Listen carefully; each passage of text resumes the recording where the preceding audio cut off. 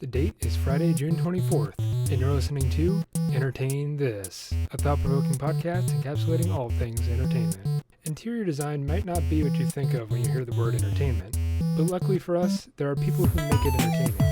One such person is viral TikToker Clinton Avery Tharp, who joins us today to talk about what's trending in the world of home furnishings and his life and work. So enjoy.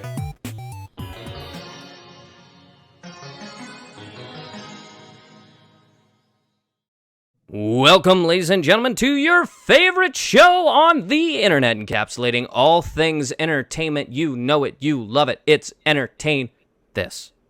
Entertain This. Hey, are you okay over there, pal? Are you eating right? No. Are you getting enough fiber? I need help. Okay. No, I just need help in general. Okay. Hey, it's good that you know that, I will say. Yeah. Yeah, I can we do a quick check-in? I think we need to do a quick check-in with the hosts. Can we do a quick check-in? Let's do a quick check-in. Do a little check. I'm Alex. I feel neutral today, which is good. For the most not case. shitty, that's great. That's great. Mike, you need help, but let's get into it. Yeah, so I'm Michael. I have only cried 3 times today. Oh, that's pretty good. Yeah, it's better than my usual. And things I guess are fine, but I need help. With anything in particular? That's all the information I'm obligated to share. Okay. Or I'm at liberty to share. Okay. Yeah, if you hit F11 on your keyboard, that should pull up the help menu. I thought it was Alt F4. F4? Yeah. One of the Fs. Alt F4? No, that might have stopped my recording, but we'll find out later. Did you actually? No. That's part of the bit. If you hit part of the bit that we Q, do. That should, no. Nick, how are you holding up? Yeah, I'm Nick, and I'm doing all right today. Well, I'm a little sleepy, but a little hot sleepy? and roasted. Yeah, man, it's hot here. It's hot in the old Cincinnati, as we call Cincinnati sometimes. Synergy nasty. Oh, that's pretty good. It's hot. It's humid. We want to get outside, but we're inside. And our surroundings we're doing the best we can with what we got. But I think we can all be doing a little bit better with specifically our interior designing of our backgrounds and offices. So you lucky boys, I've reached out to an expert on interior design and furnishing, as well as some other things, but we'll get into a bit of that later. But for now, I want to introduce our guest for this month, our guestspert, if you would. That was good. You got me with that one. Thank you. World-renowned TikToker, got 14 million likes on TikTok for his videos. Has a follower count almost all the way up to 1 million. Getting there. Maybe we'll get there after this episode. Without further ado, Mr. Clinton Avery Tharp joins the chat. Hi. Welcome. Hello. How's everybody doing? Sorry. Well, Michael needs help. Clearly. Hey, honey, I'm coming. I'll come help. He's coming You help. okay? I need help, please. No, I'm the soft, quiet talker. You just you got to be gruff. the. Oh, okay. Please help. Yeah. Oh, that's pretty good. Help! I'll be the gruff you one. feel that help? You feel that? Oh, sorry, this is getting weird. Whoa, I was the gruff one. You were supposed to be the soft one. Okay. You need help too? I'm gruff. I'm Honey. gruff. I don't like soft things. Gruff. What? Go to bed. Oh. Gruff, go to bed. You need a nap. Night, everyone. Go to bed. Night. I like that. That's how people sometimes are. Like, Yeah. Go to your bed. Like anytime you do something that they don't like, if you're this small dog, go to bed. You just have to go to bed all day, all the time. And that's your Go to thing. You just go to bed. It's no fair. Go to your bed. Clinton, Okay. I want to thank you for coming on our show. Thanks for having me here. We're so excited to have you, and I want to get into the plethora of knowledge that you bring to the table. But first, let's do a quick overview. We're, of course, Entertain This, encapsulating all things entertainment. And there is a huge docket of entertainment that we can't cover alone. and it's sort of like the home improvement, HGTV sort of part of entertainment. And I would say, generally speaking, you are just an expert in that column. And I want to learn more about you, but I want to start from the beginning, which I'm going to leave up to you. At what point, or let's just start with creativity as a whole. What were your kind of creative outlets growing up? Man, what were my creative outlets? Well, I come from a family of writers. My grandfather he was kind of like Forrest Gump, which, hey, I listened to that episode of this show recently. Nice. He was kind of like Forrest Gump. He didn't have any mental handicaps or anything, but he just lived that kind of crazy life where he was like always in all these places. Like he interviewed Elvis for the newspaper. He was a boxer, like Golden Gloves boxing, but he was also a writer and like a coach, and he was in 2 world wars. Not World War. He was in World War One. No, sorry guys, World War Two. Hey, it's okay. That's the better one to be in. That's the good. That's the good one. That's the one everyone's talking about. That's that nuke, nuke. the new Coke of wars. Yeah. So he was in the the better sequel, one. yes. The sequel. That's right. Sometimes the sequel's better, but yeah, my grandpa was awesome, and then my father and his brother, they both got the gift of the writing talent, and I feel like I kind of picked up on that. But then my mom's side of the family is more like, hey, we're physical, we sing, and we're kind of stupid, and so I kind of got some of that and mashed those together, and I'm like a little walking, talking, dancing little fool. So growing up, I would just kind of be that everywhere. And I always, like, from childhood, I wanted to be, making videos. We made little videos as kids, like with the camcorder, and then to cut and go to the next scene, it would just be like, okay, we got to film the next part of the, Of the tape. Yeah, exactly. Film the next part of it. And then, we want music. Get the headphones with the Walkman up to the microphone of the camera. Like, all right, here's the scene. And that's how we would shoot stuff back then when we were like 10 through 13 years old. Yeah. So that's where a lot of it comes from, which is just my deep yearning to do that I was born with. I was born in the middle of the sun and delivered here by stork. So that's kind of weird. Yeah. But yeah, it's the truth. You have distinct memories of that, I'm sure. Mm-hmm. Yeah, I mean, the generation of people who like grew up watching like America's Funniest Home Videos back when like Bob Saget used to host it. And even after that, grew up with that mentality of, we have this technology that can like record. We need to use it. Like, we can record ourselves. We can be the ones who make the TV and the movies. And that, of course, gave way to the age of the internet, where like YouTubers and vloggers and stuff became just super popular in like the early, or I guess the late 2000s, early 2010s.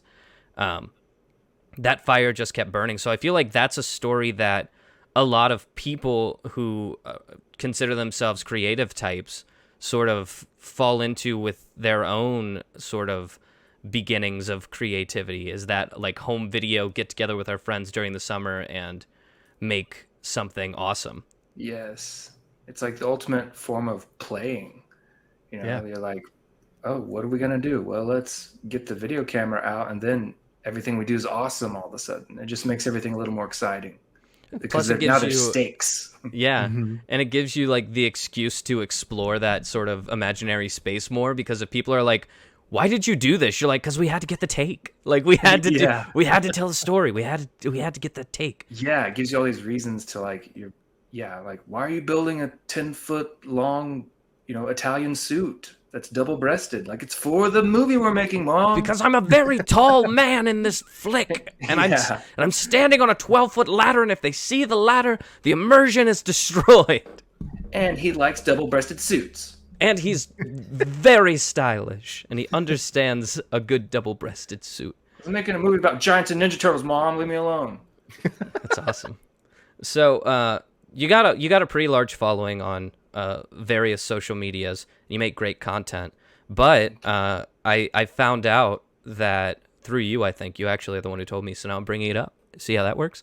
That wasn't your first passion, like creating and content creation.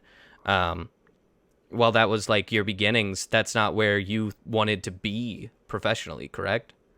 Yes, I always say I'm a musician, therefore I flip furniture for a living. Incredible. That's kind of how I got into it. Was I play music, all kinds of different music, but I've been in like indie rock bands here in Oklahoma City, is where I am, Nice. and been playing in bands since I was like 18, and I'm 37 now. So at some point, you're trying to make that dream kind of like survive or be alive, and you've got to get some side hustles going. And I always kind of have this like attraction to furniture and interior design is ever since living at home. Even I was like, ooh, I want to collect all these old tins. I mean, it wasn't always a great style, but I always had some sort of style, and just kind of carried on with me. There's this point where you turn like 18 or so, where like Home Depot and Lowe's kind of, you're like, oh wait, I get that store now. Like, yeah, I'll go there. But whenever you're like, it's not illegal. yeah, when you're like 7 years old up to like 16, and then there's this gray area from 16 to 18 where you're changing. Mm-hmm. But you're like, no, Mom, we're not going to the stores that don't have ceilings. Yeah. I'm not going to the warehouse store. Is it a real store? Does it have toys? I'm not going there. There are birds that live in the ceiling and they tweet at me, and I hate that because I'm inside and those are outside things. Yeah, I don't like when the birds are in the side of the building. Yeah, me either. How'd they get in there? It doesn't make any sense. I don't like that. It's freaky. I like to have to get kind of up close to talk about certain things. Yeah, Now I can hear you. it adds a certain 3D environment. Hey, People who are listening back later, you can whisper if you'd like. You can whisper a secret for our listeners to hear later. Nick, I don't like when the mean, weird birds are inside the building. Neither do I. Great. Okay, cool. You can See, so it took us 12 minutes to stop find that, common ground for us to have the rest of this conversation. we on. don't like fake birds in real buildings. Boom. And all birds are fake. I'll say that. I'll be the brave soul who says that. Totally true. No, they are. It's true. Look in your heart, you'll see. But yeah, so you're a musician first, and you kind of got into like you're joining these indie rock bands in Oklahoma City. So when it comes to like music and stuff like that, what's your main instrument? What do you play? I play the guitar and I sing songies. You sing song. You do the sing song? I sing song. Wow. I was actually going to be on The Voice season 9, but I got kicked off like a day before the blind audition. But I lived out in Studio City for like 6 weeks, got all prepped up, to do it. And it's a real weird thing. You're like sequestered to a hotel and all this stuff. And then they're like, okay, we don't want you to play your guitar because we want to like reveal that later. Okay. I was like, all right. So sing the song in the style of Robert Plant. And instead of the style that I had done it. And so I go to like do this glorified karaoke with the band. And I'm just like choking on the song. It just was like not feeling right. And I was just like not singing the way that I usually sing. And they're like, okay, we're going to do a song change. How about this Elton John song? And I was like, man, okay. I tried to do that, choked again. And then it was like, all right, well, bye. That I was like, okay. that sounds like every Hollywood story is exactly that, key for key. Yeah. Which sucks because I would have paid. Yeah, right. So I would have paid so much money to hear you in interviews on The Voice. That would have just absolutely made my time. Yeah, they're like trying to get me to cry about a bike accident I had. Seriously? They always got to do that in their shows, though. They have to play like the little I'm not going to cry about the bike accident, man. Yeah. How were they? Were they like, can you just like pretend to cry? Or were they like, no, seriously, like that bike accident was bad. Like cry. they were trying to. Yeah, it was kind of like that. I was like, okay, just get in that headspace that you were at. You just had the bike accident. It's like, How bad was the bike accident? It was pretty bad because So I broke my jaw and separated my shoulder Oh, in the Oh, terrible bicycle accident. And Bicycle, then, not motorcycle. yeah, We yeah, should. bicycle. Okay. yeah. It's me and my legs. Yep. And so then I go to have the surgery. They, through the wire Mm-hmm. kind of stuff. So you're like wired shut. That's Kanye West. If you guys don't Exactly. know, you should look it up. It's really great. Anyway. So to put the wire on, it's basically like putting braces on you, kind of. While they were doing that surgery, they overdosed me with epinephrine, 100 times the dose, Oh no! which is like killed. It's like a deathly dose. What? I wake up and have congestive heart failure.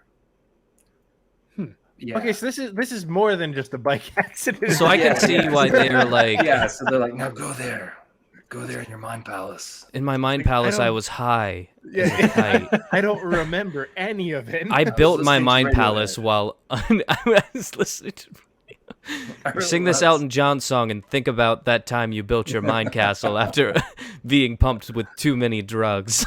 It's like, that's probably how Elton John wrote the song too. Yeah. But that's wild. Yeah, John so was just the singer. Hmm. His lover was the writer. that's right. You got that right. So you're pursuing music, and how old are you at this point? I was 9 years old. I'm just kidding. I was like, I was like, maybe during the bike accident. Maybe I'm losing track of the timelines here. I'm losing track of who I am. It's probably No, from I all was- of the drugs they pumped you full of. Yeah, definitely. Mm-hmm.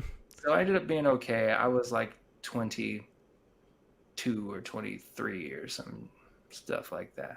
Gotcha. Were you still flipping furniture at the time when like that was all going down? I hadn't got into it quite yet. Okay. I was like still just buying for myself and like amassing things. Like what? Part of it is to also feed the habit. Mm-hmm. Part Yeah. of me flipping the furniture is kind of like, okay, got too much stuff now. Better sell it. Yeah. oh, I'm gonna now- get to okay, that so you're point. I'm sorry. I thought you were actually physically flipping the furniture because I'm I an do idiot, I that guess. too sometimes. Oh, okay. You see, okay. Nick's comically trained, so he has the highbrow humor. We get the low punches in. Yeah. But that's Very Woody Allen. yes, yeah. No, you nailed it. You have steezed out our vibe in exactly 17 minutes, and I congratulate you on that. He's got the sniffer. He can sniff it. It's true. So you're on The Voice. It's you're 20 something year 21 you said, right? Yeah. 21-ish years old. Come on. I was probably, honestly, I think I was 25. Okay, cool. 25. Nice. When was season 9? I'm 37 now. Yeah, Someone will I'm do the looking math. that up. Let me continue to 2000 pretend that I watched The 2015. Voice. So do the 2015. math. Okay, so, and I'm 37. So yeah, 25. You about nailed it.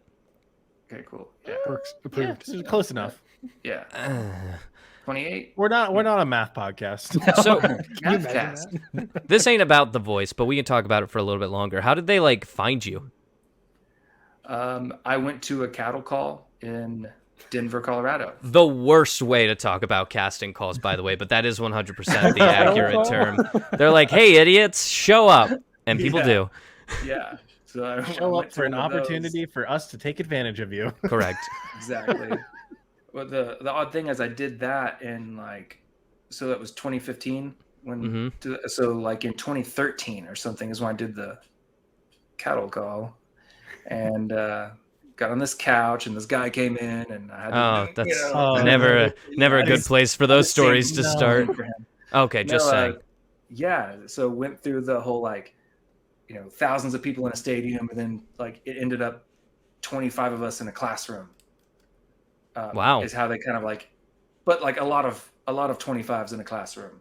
Oh, It's okay. probably they just keep filtering that process down to where it's probably 10 classrooms of 25 people, hmm and then they take from those classrooms probably 3 people each, and then I made it to the next day on that, where it was okay, now you come in the studio and you sing a song, and I did that. And after that, they're like, yeah, you're all right. And then I didn't hear back till 2 years later. They're like, come out here to Studio City, and I just kind of made it without even having to do anything. So that was kind of crazy. It was Yeah. maybe they just knew what they were looking for that next year. And It's wild. yeah, it's so weird. I don't know why they do what they do. But they do. Strange. That was a Okay. Buddha quote. Is it really? No, Oh.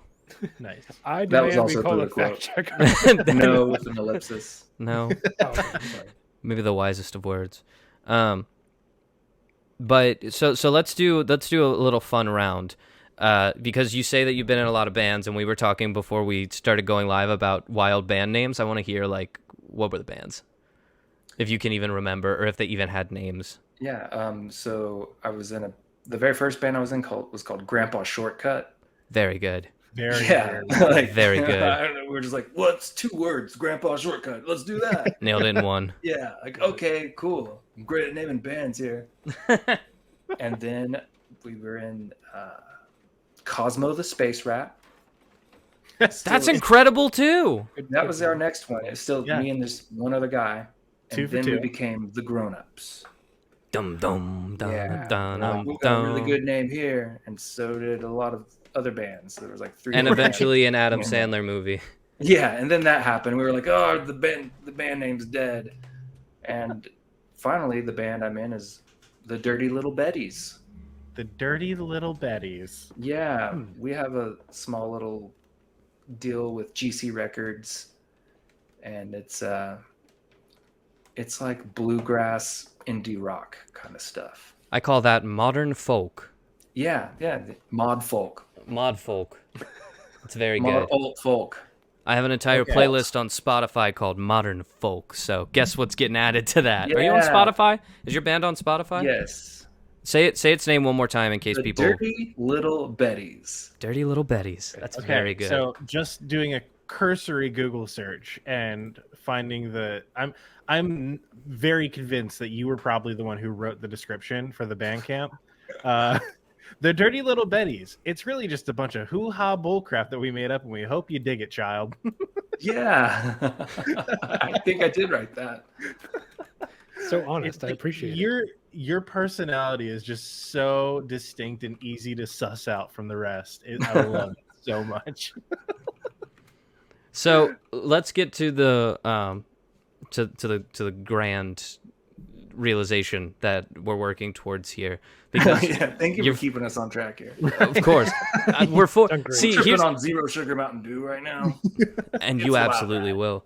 Here's the dirty little secret of this podcast is every time, no matter how wild it gets, we're usually forming narratives just to keep us on track.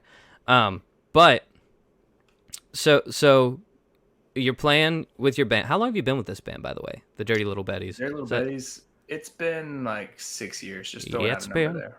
Okay. Like, 6 years since you looked at me. 6 years since we formed this band. So you're playing music and you're doing what you love. Was your first thought like, okay, I have to make money if I'm gonna keep doing this gig based thing? I'm gonna start flipping furniture. Was that like your first go to? No. Okay. I'm trying to figure out how it happened. I mean, So long So, ago. We're some the of the ones who timing are is with like how. concreting it. Well, so Facebook Marketplace. Do you remember when it first came out? It was Yeah. like no one was really doing business on there, or Mhm. if you were selling something on there, you weren't getting anything near what it was worth. Right. Right. Yeah, it's That's like how that if was you were for a if few you years. ever wanted to be like a respectable person selling random garbage on the internet, you use Craigslist Or eBay. Right. Yeah. or both eBay. those. Yeah, Yes. So I was doing eBay. That's kind of what I was doing first. Was like little collectibles and really anything I could like research. And so it was like a mixture of stuff I was into, like some home accents and decor and stuff. And then like, wow, these vintage dolls sell for a lot of money, so I guess I'll have them. Nice. So is it just like going through what you just happen to have at your place and just like what could potentially sell for a lot of money? Yeah, there was a lot of that kind of in the beginning, and then like, oh, that sold for a lot. Let me go try to find more of those. And I've loved going thrifting since I was in high school, honestly. Like, it's like that's where we found clothes that we could afford as kids. And then you see like the beautiful thing about the thrift store is you can manifest anything at the thrift store. You really can't. I will for real, I will say stuff before I go in. I'm like, universe, show me a pair of Levi's pants. No, not really, but like, I For won't say example. Levi's pants, but I'll be like a tufted sofa, or just something that's worth my time and looking at. Entertain me. Entertain Thrift this. store. Entertain this, thrift store. Universe. Incredible. That was a reaction, by the way. As soon as you said entertain me, I couldn't stop it from coming out. Entertain us so we can entertain me. And Entertain, whatever. we're not there yet, right? But that, yeah, so thrifting led to collecting, it sounds like, and collecting led to selling, and then selling led to noticing trends, which led back to thrifting. Yes. And then you're like, profit. this, profit. Exactly. Nice. At some point. So then go for some profit. I'm guessing that the thrifting eventually led to buying like furniture and taking those kind of bigger risks where you're like, oh, like this stool just sold for a ton of money. Yes. Maybe I can buy another stool. And you're like, well, this stool's pretty good, but I could probably fix it up. Is that like the path you went down? Yeah, basically anytime I would move to a place, I would always like get my furniture from the thrift store. So I would be like, okay, what do I got to do to make this piece cooler? And just kind of started figuring out little, I'm looking for easy stuff to do as well. It's like, I'm not a woodworker, so I can paint something. Anybody can paint something. And a great thing about painting furniture is you can always do that. The thing that will change is the color of the furniture. Like you see a lot of things right now, they're getting painted that like dark navy blue. It's like you can almost do that to any piece, or like an emerald green. And it's just like there will always be trendy colors. And then hardware. There's always like a way to update the hardware. So that's a little rule I live by.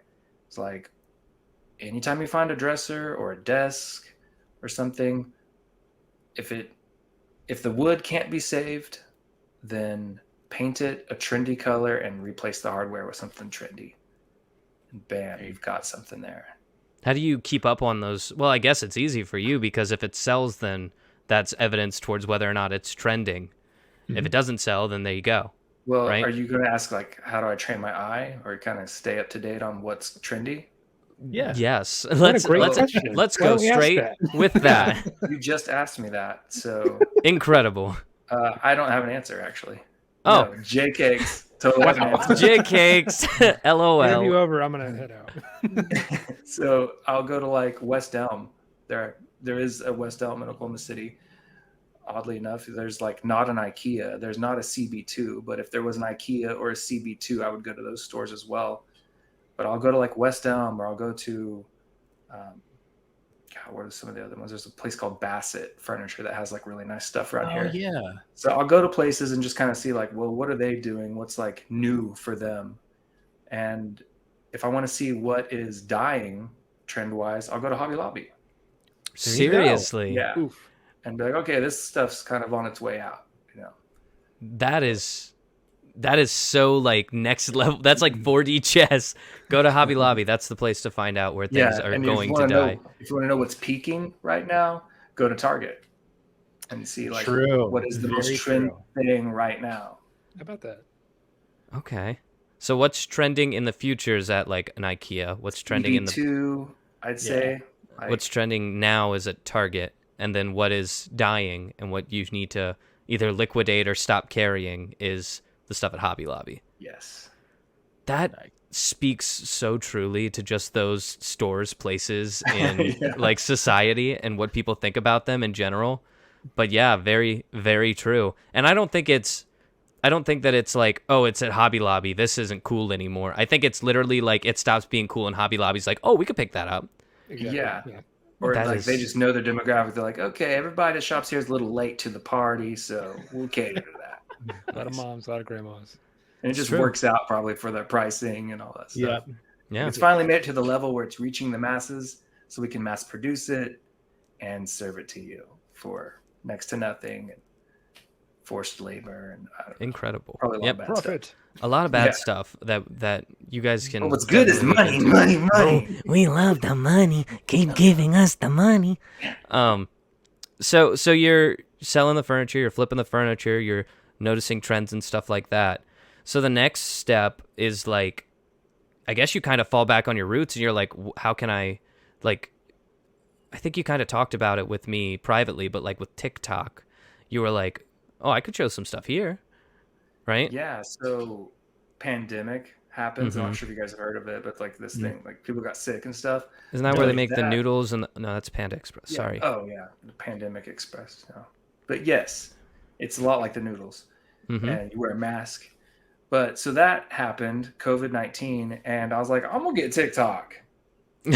Period. TikTok. And the rest of America said, and also, and I. Yeah, exactly. And I'm getting on there, and I was like, ooh, this is like what Vine was. Mm-hmm. Yeah. So we all thought at first. Yeah, I was like, okay, cool. And Vine was a place where like my kind of stuff thrives. It's like I can hold you for a minute. You know, I can get you there for a minute. Let's go. And that's what TikTok was. I got instantly inspired because for me, YouTube was like too abstract. You can do anything on YouTube. And it had to be long. It had to be like minimum 10 minutes. I had to plan. Yes. I had to plan for weeks for YouTube. I love little, like sometimes little restrictions or rules can create creativity. Like, you know, that, and that's what happened for me with TikTok. It's like, okay, there's a format to follow. So it's like a template basically. And I'm on TikTok and I'm really deep into furniture stuff when the pandemic hits. That's whenever like I double down on that kind of business. And then I'm watching these TikToks and I see some people doing some furniture stuff. And I was like, but nobody's doing DIY furniture comedy. And that's a niche I'd like to carve out. That exists. So it was really like just seeing a huge gap in the space. But like, that's a me-sized hole right there. Well, yeah. So it's like I was just like made for this moment of like, oh man, so pandemic comes. I'm a musician. I'm like, but I can't play any gigs, but I still want everybody's attention. And so I like, we're podcasters. We get it 100%. We appreciate the honesty. Yeah. So I'm watching TikToks. I'm getting excited. I'm like, oh, that wasn't even good. It's got a ton of views. Like, what the heck? And I was like, I know I'm going to make one that just goes all the way. And so I just started making TikToks. Like, I think one of the first ones I made is I was like, okay, I'm going to do something like vocally and people are going to think it's awesome. Okay. And so I did a TikTok where it didn't go anywhere, like 300 views or something, where I was just going wiggity biggity bobbity bobbity bobbity bobbity hobbity bobbity wiggity biggity bobbity bobbity bobbity bobbity hobbity bobbity. To be fair, excellent knowing content, TikTok, that could have taken off very fast. So you built the right plane, just the landing pad wasn't ready for you, or the airway wasn't. So a good first attempt, I would say. Well, thank you. And clearly it worked out. Yeah. So another great thing is, you put these little videos out there, and I love that it's not going like Instagram. It was like, okay, just my little pile of friends. They're like, cool, that's the kind of stuff that you do. Okay. And no one's wowed, no one's laughing. And you're a performer, you need an audience. Yeah. You know? Yeah. And I don't want it to be my peers. You want it to be like strangers. Yes. Who can't walk up to you and be like, hey, what was up with that? Yeah. I want to be anonymous to an extent. Yeah. The birds bit in the Home Depot. What were you thinking? Exactly. I don't know. I was referencing what we were talking about. I'm with you. Yeah, I got you. You did it. Where are we? Okay, yeah, sure. So you made your first TikTok and you were going wibbity bobbity bibbity bobbity bibbity bobbity bibbity bobbity bibbity bobbity, something along that nature. I would watch that. Thank you, and I'll make it for you if you'd like. I love that. As a special little thank you gift. Wibbity bobbity bibbity wibbity. Wiggity biggity bobbity bobbity bobbity bobbity bobbity bobbity. Can we have you on for another episode where the four of us just do that for an hour and a half and we release it with no explanation? For an hour? Yeah. Yeah. I think so. Put me on life support for that. No, we would take turns like it was a conversation akin to Animal Crossing Ease or whatever they call it when they're like. Ooh, that's good. Thank you. I was curious if you were familiar with Animal Crossing, being that it's like mostly interior design based in gameplay.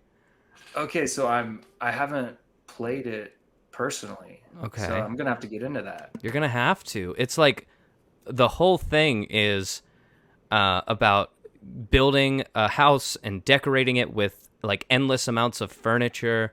Like there are endless varieties of furniture you can do, and you can actually customize every piece of furniture. You can take it to a Really? person who Yeah. paints it and changes up the like different hardware and stuff like that on all of the Awesome. furniture. Yeah, Wow. we'll have to hook I you have up to with do Chloe this. for that. She is our walking Animal Crossing Wikipedia page. That's true.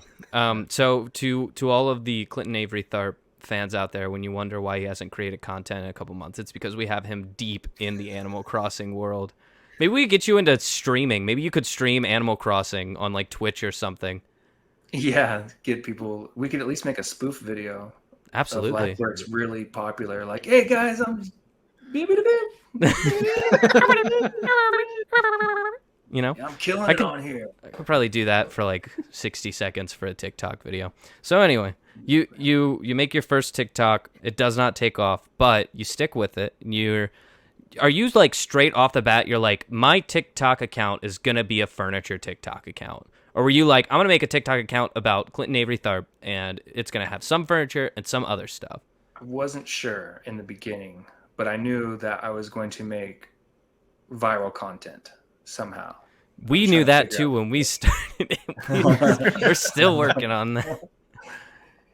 TikTok is the place for Yeah. that. That's what I hear. It really is. So then I made a few other videos, just things that came off the top of my head kind of stuff. And then I was just like working, doing furniture stuff. And I thought about, why don't I make one of these videos like these people do, except I'll make mine funny. And the very first video I made was just about how to move a big dresser by yourself, like a 6-drawer dresser. How to do that, because sometimes you're trying to move something like that really heavy and it's just you, and you can do that. A 6-drawer dresser, pull all the drawers out, essentially. Step one. Yeah. Got it. And then just pick it up sexy and your cat will think all the drawers are litter boxes, so be mindful of that. So get him up quick.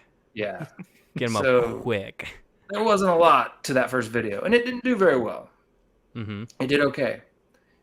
But then I took the skirt off a sofa and made that video, and that was the first one that like went viral. I remember I kept refreshing it with my wife, and I was like, "Oh my god, oh it's going, It's baby. going. It's going. Oh And man. she's like, "What the hell is wrong with you?"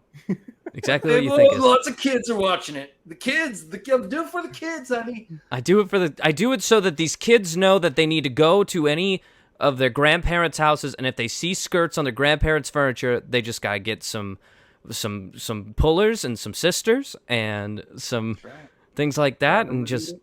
the grab 'em a doodle, and they just gotta get that off. Just get it Just out. yank it off. Just get her out of there.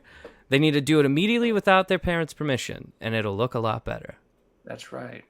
And that's a then- lesson. And then those kids will end up commenting on your video at some point, Uh-oh. saying that you're gentrifying the thrift store or that you're gentrifying the furniture. And at first you might want to get upset, but then you click on their profile. And it's like a 9-year-old kid, You're like, how do you know this? You ever get Yeah. hater comments on TikTok? Just be like, it's probably a kid. Yeah. Yeah. Don't get- Not to mention, like, we've established very clearly and without prompting in this episode of Entertain This that you have lived your life in the thrift shop. Like, you didn't just start going there to make content. That's Right. been your place. Like, that's a lot of people's places, and you don't need Yes. to pretend like it's not. I mean, we go thrifting all the time. It's a pastime. It's kind of the only way to get good clothes nowadays. It really is. Yeah. Well, and you're the expert on thrift stores here, but like my assumption would be that the purpose of a thrift store would be to take something, renew it, and give it life, and give it like a whole second opportunity at seeing the world. Like, Some people think that the thrift store's purpose is to get items to poor people. So to the people that believe that, they don't like a person like me. They think that I'm stealing from the poor and selling to the rich. I think there are better outlets. There are furniture banks. If you can't afford furniture, Google search furniture banks or like how to get free furniture in your area. Usually churches, the Salvation Army, Goodwill. Some of them even have programs. Basically, if you need it that bad, you're not going to have to pay for it at all. It's not. And you shouldn't. Yeah, exactly. You absolutely shouldn't. There's plenty. And there's also research that like even with the rise of furniture flipping and all that stuff, there's still like millions of tons of furniture that goes to the landfill. Yeah. Every year. Like, and that's all waste. Amounts. Yeah. And I mean, I don't know what the shelf life at Goodwill is, but I imagine that with them constantly getting in donations, there's a certain point where something doesn't sell and they're like, toss it. It's not worth anything. Yeah. And then that's where it's headed. Like, it's going to the landfill. Exactly. Meanwhile, you can buy it, put some honest work into it, and then make a good profit off it. I don't think anyone should fault you for that. Yeah. Well, and it seems like a big name of that game is to be able to have the eye to see what is actually like you can transform, what you can make renew, and you can just make all good. Absolutely.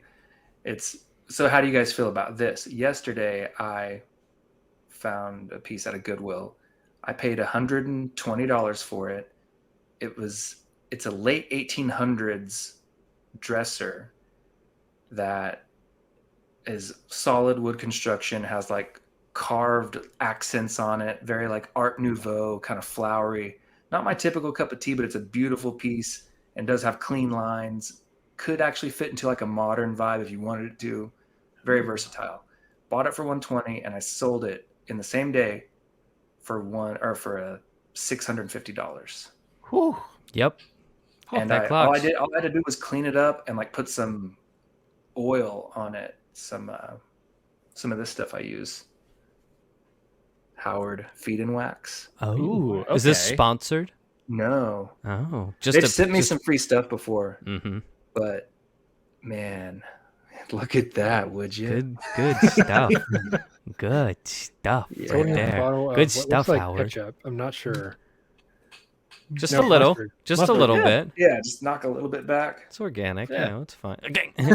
That's the Mountain Dew, folks. That's the Mountain Dew. Yeah. That's not the our actual sponsor. Mountain Dew. What's in this stuff? That's our catch, if you didn't know. But no, I don't have anything against that. Like, here's the thing, and here's the question that I ask in situations like that is, if somebody else knew they could have done that, would they have done that? And the answer is always yes. Like, it doesn't matter who you are. If you can look at a piece of furniture and you've gained the experience and the know-how to pick out stuff like that. Because if I saw that dresser, I'd be like, well, that's pretty, but I don't think it's $130 pretty, because I don't know, but you know. So you put in that work on the back end as well. But I don't think there's anything wrong with it, because if I had about it that feels wrong to people. I don't. But here's the thing: it's like jealousy almost. It's like they're mad about it because they're not the ones who did it. It's like, I don't know. I could too easy.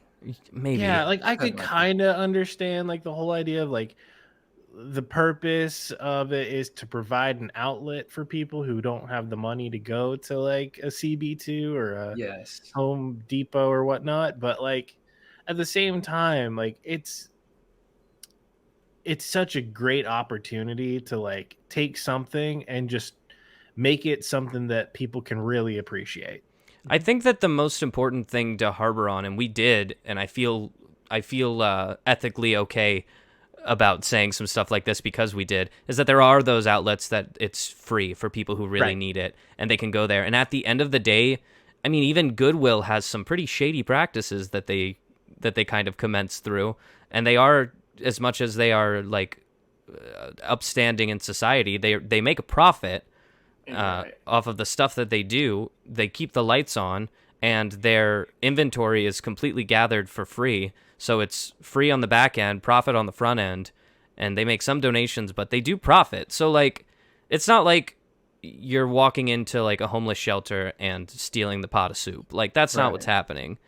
It's like, I would even equate it to the people who like go, my dad's a professional chef, let's see what he can turn this Big Mac into. And it's like, is that fair? Because, you know, you shouldn't be making this great food out of McDonald's. McDonald's is meant for people who can't afford gourmet dishes, and now you're like, that's like nobody does that because it sounds ridiculous. That's a really good analogy, actually. Thank because you. there is plenty to go around, and that's why I don't feel bad. It's not like I went in there and got the last armoire, Yeah. which would be a great French film. Mm-hmm. But like, yeah, I went in there and there was several pieces of furniture, and there was actually like too many good ones where I didn't buy them all. Like there was another like amazing dresser, but I was like, you know what? I got this one, and it's probably going to make me a lot of money. I'm going to leave that other one because it's giant and whatever. I'm satisfied here with this. Yeah.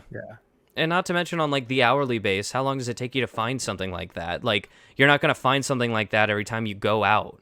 You're going to spend hours finding nothing or finding these little pieces. Like, which brings me to today's second pro tip. Go ahead.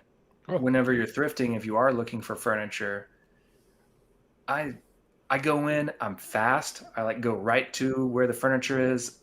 I'm like skimming, I'm looking.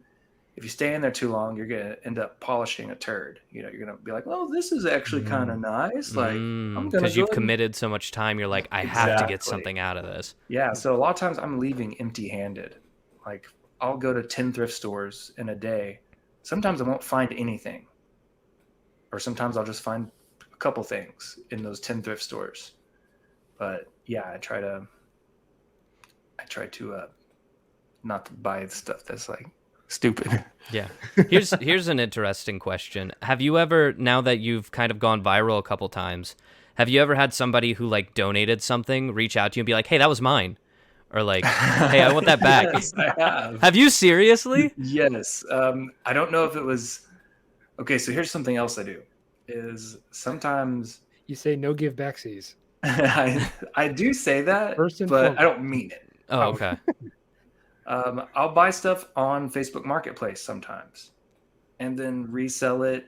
Okay, so a lot of times if I buy it on Marketplace, I usually sell it in my vintage booth at the Rink Gallery here in Oklahoma City. Oh, so you have your own little like antique gallery booth. Yes. Okay. Yes, and that's been huge. Like that's like, I feel like if you're kind of a furniture flipper and you're doing it on Marketplace or Craigslist or whatever avenue have you, but the next step for you is also have a vintage booth because that's like doubling yourself. That's like Michael Keaton multiplicity, you and another version of you selling it because it's getting sold at the Rink right now. Like I'm not even there. They're open from 10 a.m. to 7 p.m.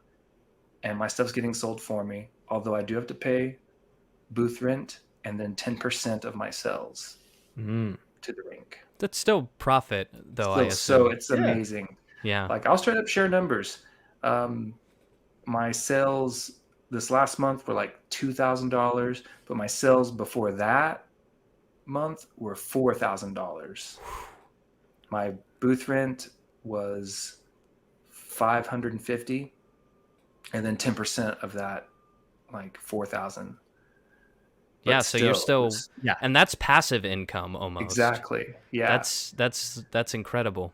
So then, if you can have something like that going, and then have, can you guys hear the ice cream man? No, it's great audio background. It adds to the atmosphere. Honestly, meeting you in person, the fact that there hasn't been Ice Cream Man music playing the entire time is a little nutty. Yeah, I would kind of like to have that just going. We'll get you a I'll tell them Bluetooth to circle the speaker or block. something. Can you just park out here for a little bit? Where was I though? So you were Get you some talking. ice cream. Yeah, that's what you're gonna do. That's what you're Yeah. You were talking about your passive income coming from your booth. Okay, yes. So man, you're damn good, Alex. He is. Thank you. Paying attention. Okay, so the next thing I was gonna say is, if you can make $50 to $100 off of an item, then heck yeah, it's worth it. Mm-hmm. So if you can take the other guy that is actually working, not at the Rink, and have him sell 10 pieces of furniture a week, making $100 in profit, then there's $1,000, of profit each week. So 4 weeks, $4,000. And then if you can make $2,000 to $4,000 at the Rink or whatever vintage booth yours is called, Mm-hmm. then that's like $27,000. Did I get the math right? Yes. Yeah, just of like passive income. I'm just kidding. It wasn't 26. It was like $8,000. It's like something.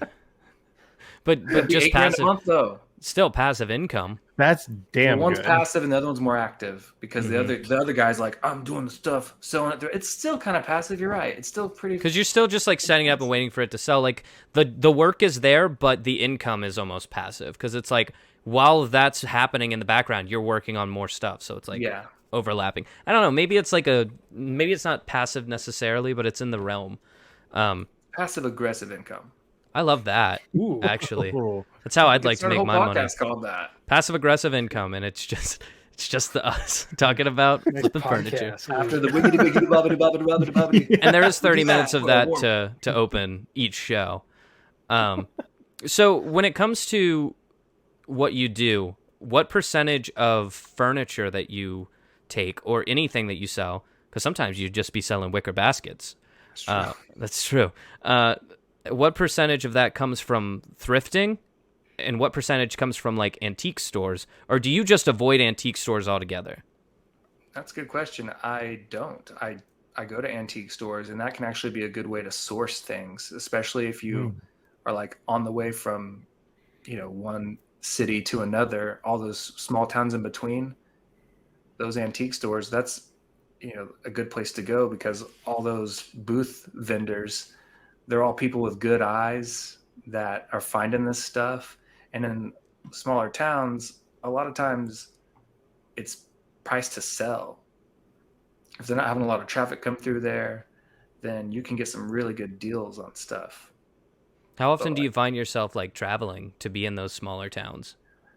Not as much as I'd like to. Having a kid and a family and stuff slowed my travel down, but I don't know, probably 3 to 4 times a year, I go somewhere like from Oklahoma City to Dallas or Oklahoma City to Wichita, Kansas and back, or to, Missouri and back or something like that. And just make a little trip out of it, just with my truck, so there's not like a lot that I can, but the dream is like, get one of those Sprinter vans and really just make like a little tour out of it. Mm-hmm. Oh, that would be awesome. I think with the guitar and maybe go busking kind of on the way. I don't know. I think with the following that you have, if you were to just like, when your child grows up and you've found yourself a bit more, free time on your hands, if you were to like set up a tour where you just like stopped and you like set up some furniture that you had in the back of like a cargo van or something of that sort, and you just like played music, people would for sure show up. I can tell you at least 3 people who would show up. Oh yeah, 3 of us would definitely be there. But I think that's for sure something that people would be interested in. I could bring a couch for everybody to sign. Nice. Ooh, yeah, because you did do that recently. Or that's something that like you've done a couple times. Yeah, I've done that before, and it was fun having people. It was at an art show. Yeah. It was at an NFT art show. Yeah. And I was like, I don't know how to do NFT, so I'm going to have this couch that people sign. And then you sold the couch, right? Well, that was the plan, but the studio flooded, and the couch actually got flooded. Oh no. No restoring that. But yeah. But it was no biggie. We paid some. I wasn't there, but I believe my friend paid a homeless guy to take it, and he just used it. So he got a couch and some money. Cool. Yeah. Yeah, that's awesome. Yeah, and I was like having this dream of how cool it would be to like see that couch with everybody's signatures on it, like with exposed brick in an alley. And they're like, wait, I'm getting too far into this hobo dream. That's awesome. So I didn't go looking for it. Let's ride that exposed brick segue real quick.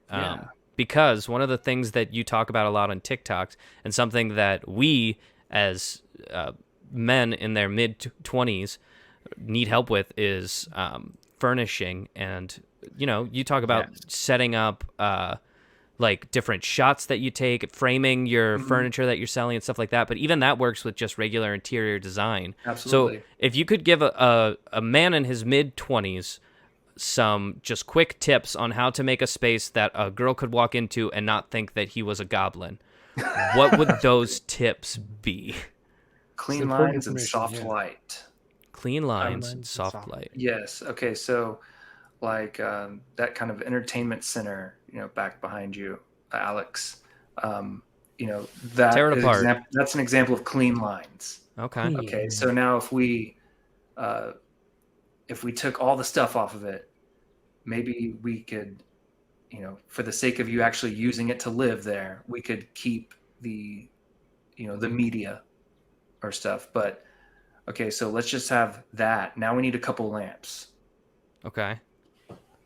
Give us a couple lamps. So stick them up there I in usually your have brain. art, but we're in the middle of moving, so Mm-hmm. I don't have art.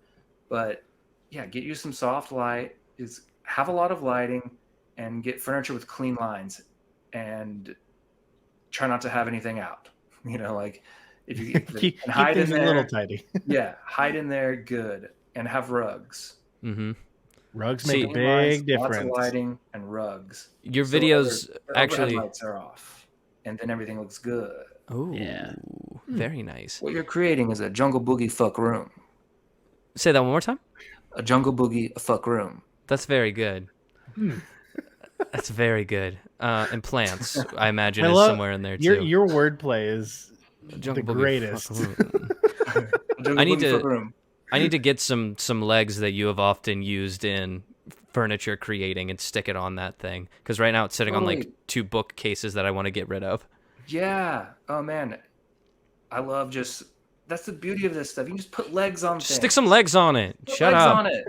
Will it leg? It Put a bird will. on it. It will. Yeah, put a bird on it. Put some legs on it. Yeah, you can All of just the order above. hairpin legs for like $30 on Amazon. Do you get a set Yeah. of 4?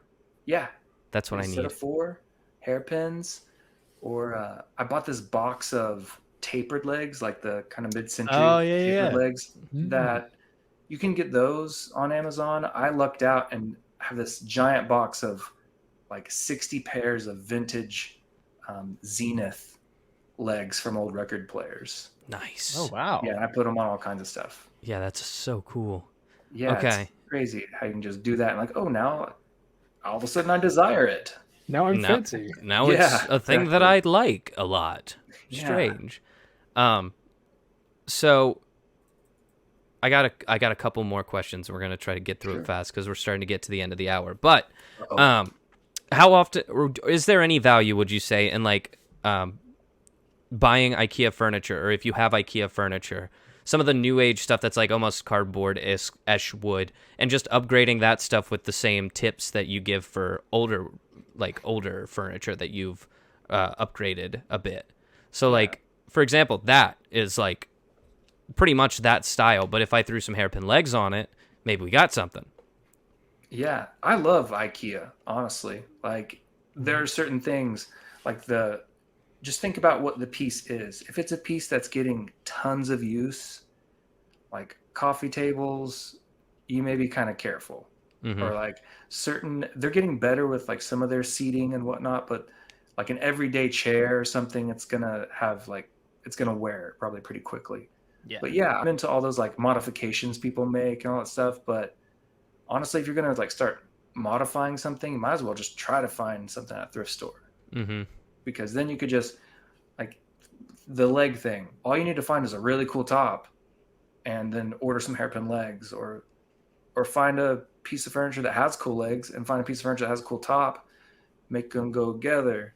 Make them And Match 'em up. together. some glue. Maybe That's some it. screws. Yeah, I mean, Maybe some screws if it. honestly, you use glue a lot with wood.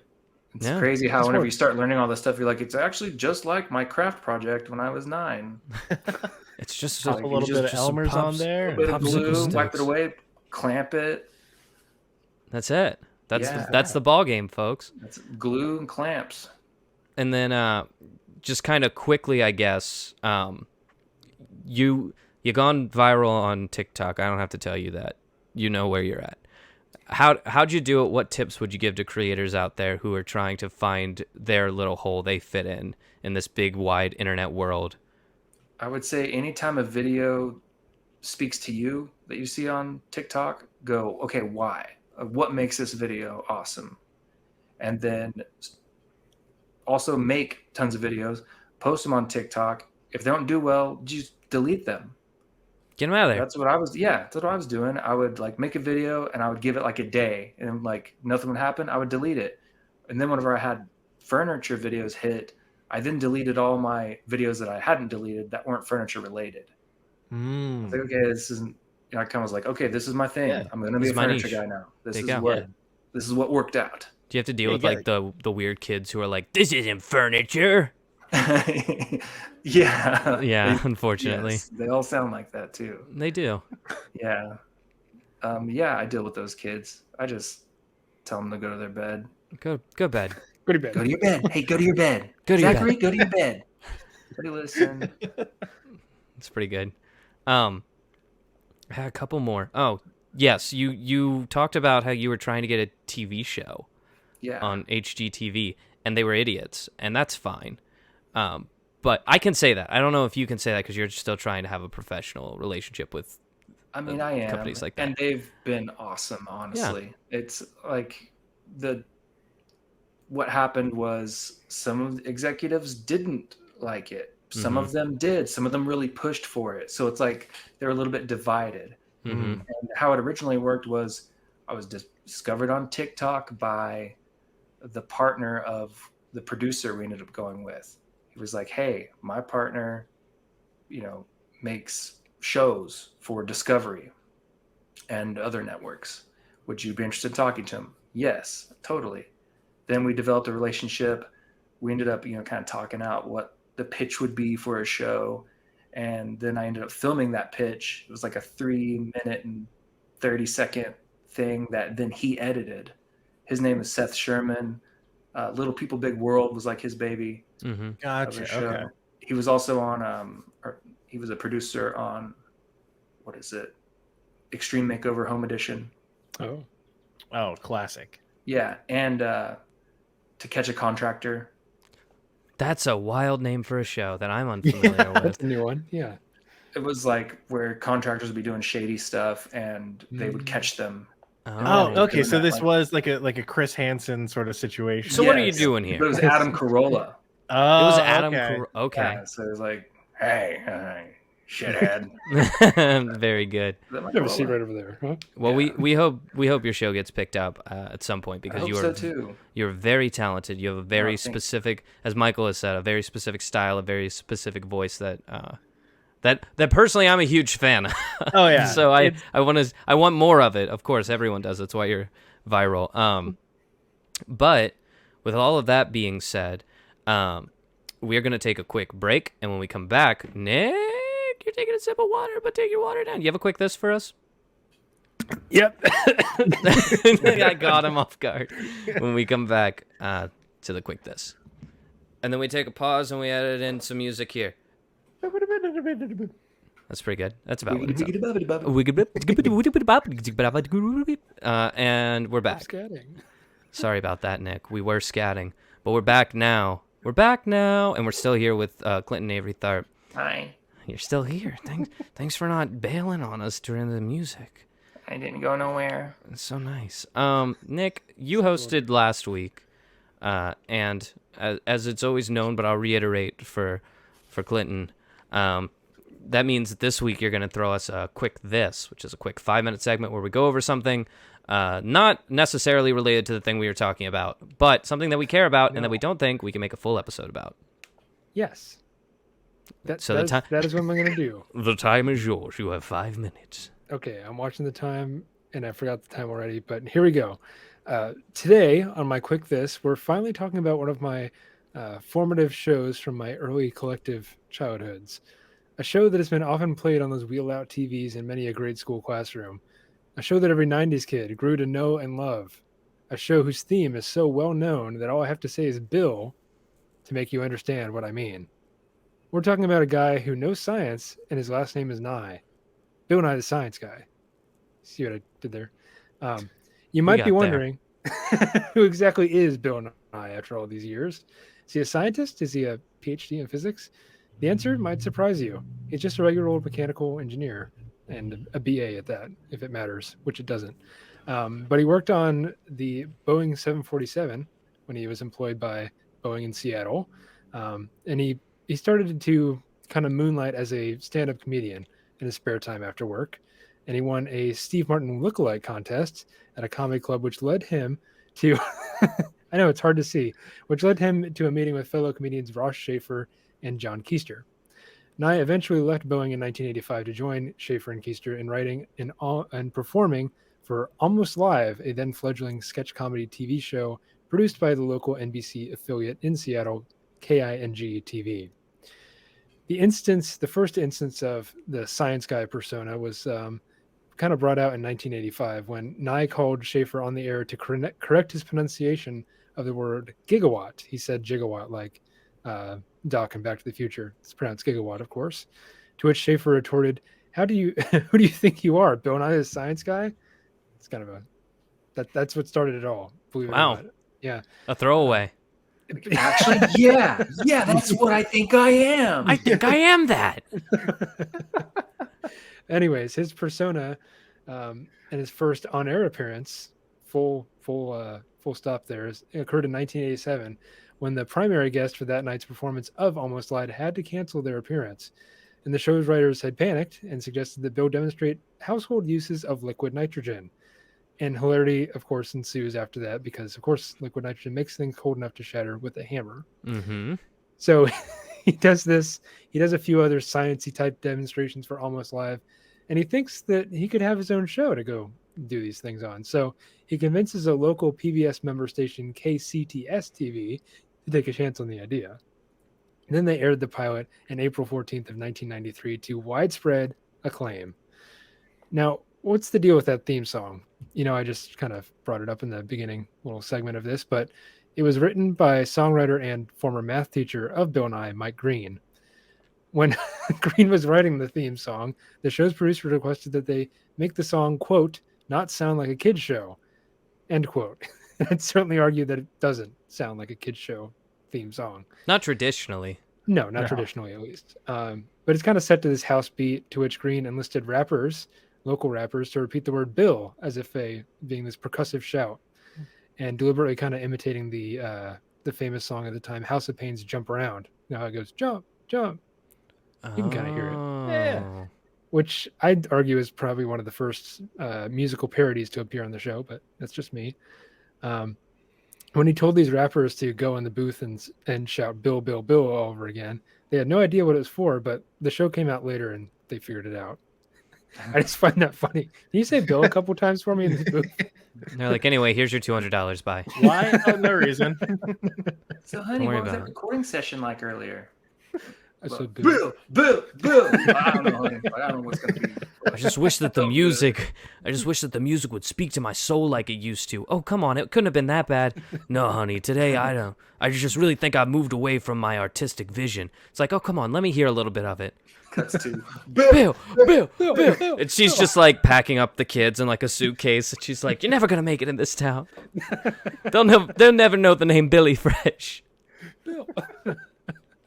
Anyways, the TV show that Bill Nye is so famous for, Bill Nye the Science Guy, ran from 1993 to 1998 and was the most watched educational TV shows in the United States at the time. Although it focused on younger viewers, it also attracted a significant adult audience with its quirky humor and kind of rapid-fire MTV style of pacing and editing. And it kind of made science entertaining and accessible, making it a popular teaching tool to classrooms, including mine, the world over. And the show won critical acclaim too. It was nominated for 23 Emmy Awards and winning 19 of those. So that's a pretty good kill-death ratio, I guess. But in surveys of the elementary students who watched the program, most children concluded that Nye made, quote, kids like science more. And students described Nye as equally as both funny and smart and believed he was a good source of information, which he wasn't. Well, he was at the time. So he was. While Bill Nye the Science Guy may have been off the air since 1998, his shows continued to educate and entertain a generation of school children the world over. And Bill's been busy since the show ended. He's been an advocate for science since then, and he's been giving talks around the world, debating even the famous creationist and asshat, Ken Ham. Remember when that happened? Yeah, it was a big deal. And he also has a Netflix show called Bill Nye Saves the World, which is pretty decent. Anyways, Bill Nye is more than just a science guy. He's a cool guy who I will always enjoy watching. And I enjoy just going back and even for the nostalgia, I'll watch it for the jazzy kind of 90s aesthetic. True. It's kind of timeless in that. It's on Disney Plus. Is that where it's at? It is not yet on Disney Plus because Bill and I had a dispute with the mouse about him getting paid. So good for him. But that's the end of my quick list. Now, if you'll excuse me, I've got some sound waves to adjust the amplitude of. Science. That's how he signs off. You see what I did there? Mm-hmm. I watched Bill Nye in school. It was those days where the teacher was like, "All right, we're playing a video." They roll out the big old something that maybe Clinton could find use for in a home. Who knows? Yes. We brought it together. I We totally did it. find something useful for it. There you go. Very good. Yeah. Thank you. I came to life. Wow. So thank you guys so much for tuning in to another exciting episode of Entertain This. Thank you, Clinton, for coming on our show. Can I call you Clinton? I'm going to call you Clinton. Absolutely. Call me Great. whatever. Call me. Just don't call me late for dinner. Thank you for. Thank you so much for coming on. It was a pleasure. I had such a great time. This was fun. I'll be on next week. I'll be on every time. This is the new host of the show. Yeah. Do you want to go ahead and plug your stuff? Not that you need it, but by all means, plug your socials, plug your booth, plug whatever. Hey guys, Clinton Tharp here. Yeah, catch me on TikTok. How about that? And it's at Clinton Avery Tharp on TikTok. And if you're gonna be in Oklahoma City sometime, go check out my booth. It's at Rink Gallery. That's right, Rink Gallery. It used to be a skating rink. Now it's a place where you can buy vintage stuff. Yeah. Also, I'm on Instagram and I'm LinkedIn. I'm not very active on LinkedIn, but I am active on LinkedIn. Business contacts for the future. Ooh, that's a thing? Business contact lenses. Incredible. So good. Very good. What up, Shark Tank? What up, Shark Tank? I'm here with a freaking idea and you're going to give me money. Okay, so as always, thank you for watching our show. If there's anything on the show that we haven't covered yet that you think that we need to cover to encapsulate all things entertainment, please send us your suggestions. And who knows, you might get invited on the show like our guest Clinton here. There are a couple ways that you can do that. You can go to our website, www.entertainthis.net/ET podcast. Scroll all the way to the bottom. There's a little questionnaire you can fill out there. Or you can just email us. It's pretty simple. Our email is entertainthispodcast@gmail.com. You can also find us on Twitter. We are entertain_this. On Instagram, we are entertain this podcast. And on Facebook, we are podcast entertain this. And as always, entertain us so we can entertain you and you can entertain this. We'll see you next Friday. Bye. Bye. Yeah.